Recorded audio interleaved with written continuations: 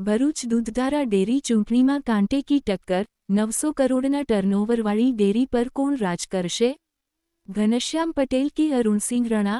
ભરૂચ જિલ્લામાં રાજકીય ગરમાવો ફેલાવનાર દૂધધારા ડેરીની ચૂંટણી આજે સવારે 9 વાગ્યાથી શરૂ થઈ ગઈ છે.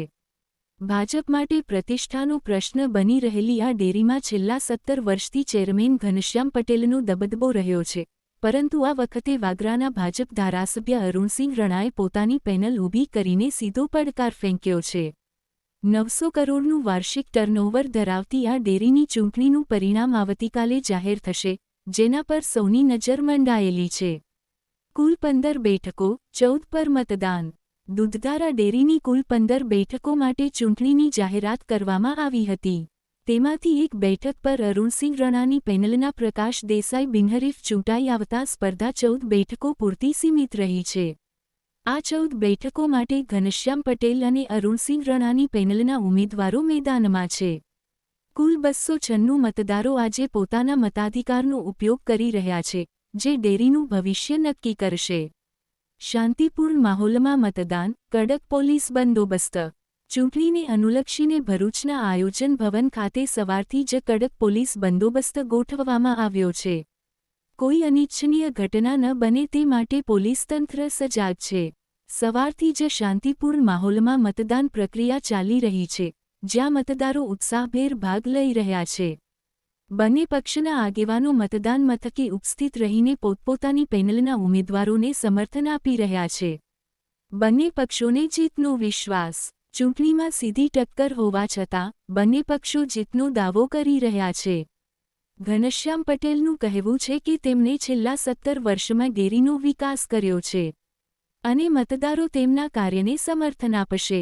બીજી તરફ અરુણસિંહ રણાએ પણ પોતાની પેનલને વિજયી થવાનો વિશ્વાસ વ્યક્ત કર્યો છે અને ડેરીમાં પરિવર્તન લાવવાની વાત કરી છે.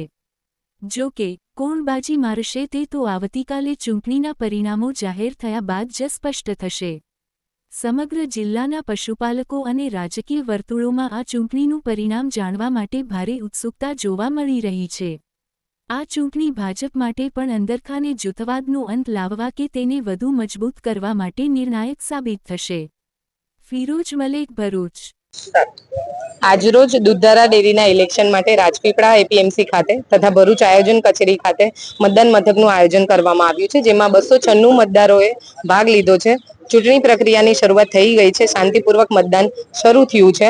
11 ઝોન, જેમાં 12 ઝોન હતા, જેમાં એક ઝોન બિનહરીફ તથા 11 સામાન્ય સીટ માટે, 2 મહિલા અનામત માટે અને 1 આદિજાતિ માટે ચૂંટણી યોજાઈ છે અને ચૂંટણી પ્રક્રિયા અત્યારે શાંતિપૂર્વક ચાલુ છે.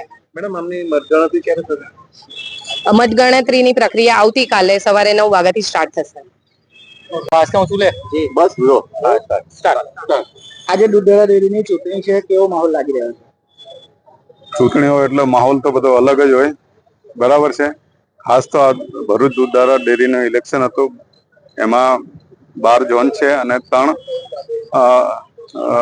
2 અનામત મહિલા છે, 1 એસટી અનામત છે. અને આજે ઇલેક્શન છે 19ના રોજ, અને એની અંદર માહોલ, તમે જે માહોલ કર્યો છે, અમારા અપક્ષ છે, અમે અમારા રોલર છે 4, 2 જિલ્લાની અંદર 1 મહિલા, એક હું એસટી તરીકે મહેશભાઈ છોટુભાઈ વસાવા, અને બાકીના અમારા મહેન્દ્રસિંહ દેસાઈ આમોદ જંબુસરથી છે, અને સાગબારાની અંદર પીડી વસાવા છે.